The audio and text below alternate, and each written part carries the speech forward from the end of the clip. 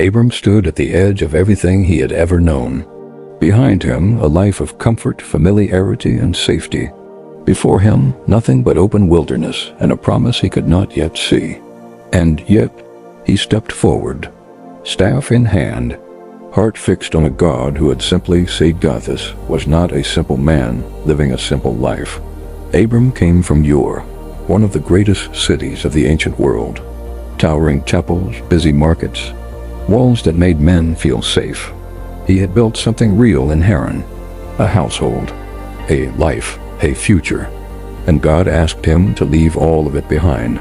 There are moments in a man's life that divide everything into before and after. This was Abram's moment, alone, on his knees, with heaven breaking open above him, the voice of God falling on him like light. And in that moment, a 75-year-old man became the most important person on the face of the earth. He did not hesitate. He did not negotiate. He simply gathered his wife, his nephew, his servants, his livestock, and he walked into the unknown, into the promise. And when he finally arrived in Canaan, he did not build a house first. He did not secure land first.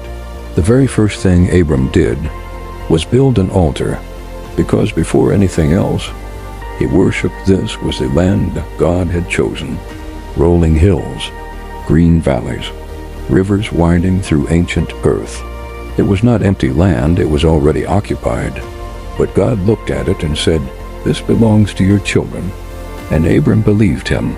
That is what faith does. It sees the promise before the possession. The famine was real. The hunger was real. And Egypt stood before them like a giant, powerful, imposing, and full of danger.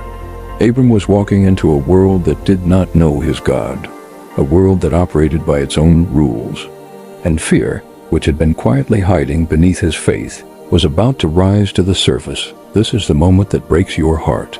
Sarai, the wife of God's chosen man, being led through the corridors of a pagan palace.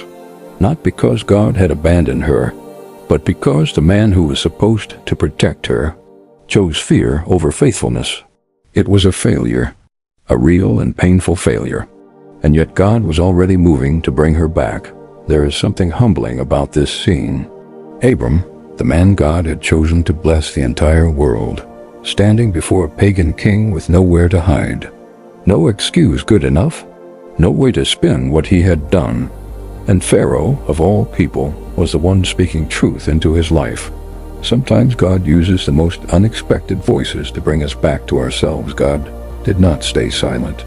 He never does. When his plan was threatened, when the woman who carried the promise of nations was sitting in the wrong man's house, heaven responded. Diseases swept through Pharaoh's household, and the most powerful king in the world suddenly understood that there was a God far greater than himself. And that man's plans cannot stop what God has already decided. And so they left Egypt.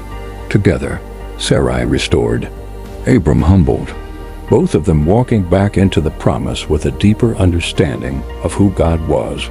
The land stretched out before them, vast, beautiful, and full of everything God had spoken. They did not have it yet, but they had something better. They had the word of a God who never breaks his promises. And that was enough.